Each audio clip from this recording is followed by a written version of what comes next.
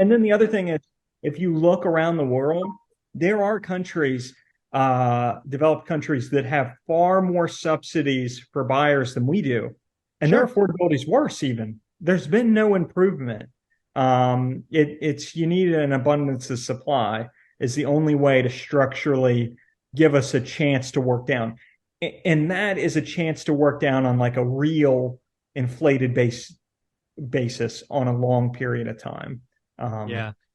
We need supply. I honestly could not imagine a worse thing to do today than to unlock a million, 2, 3, 4 million new buyers. Because again, we have evidence. You can go look at what happened with the California Dream.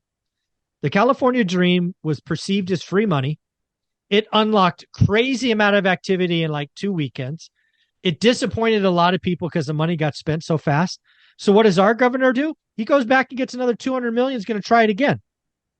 You're just bringing demand. We don't. It's not demand, folks. We have 7% interest rates, and demand's not the problem.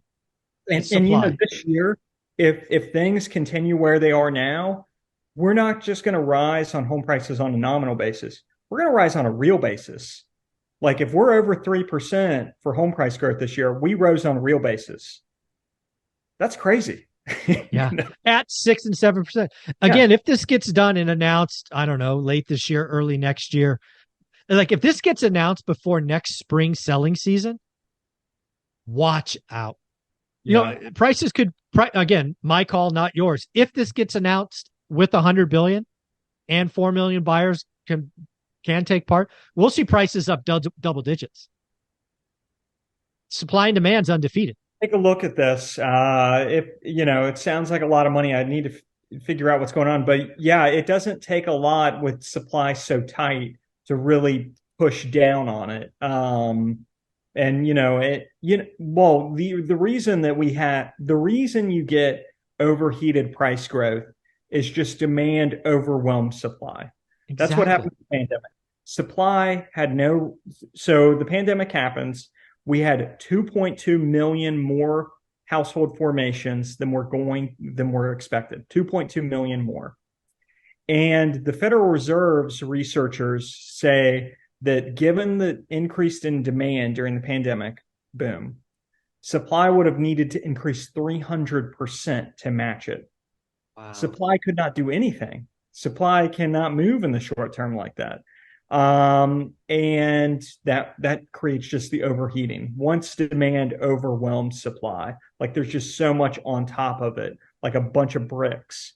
That's Yeah. when you eat. Right Yeah. now, we're kind of moving up. We've kind of demands come way down, supplies come way down, and then demand, there was a little more acceptance on that side, and now you kind of have that price growth. But Yeah. any more pushing on demand doesn't make sense right now, not with the supply demand dynamics. No. No. And again, you're going to take all of that. I mean, all of this would focus on the scarcest part of the market. We like to, again, existing home sales today said 1.08 million active listings. That's for everything. If you Yeah. go in and look at what's affordable, it's probably 33% of that. So you take 400,000 available homes, you add 4 million in willing and able buyers.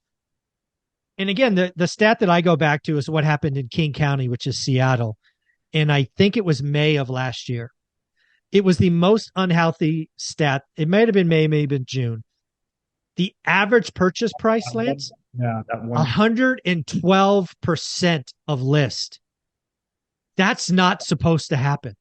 That's what Yeah. happens with no inventory Well, and that's lots of why we demand. had to get the rates, We mortgage had to. up.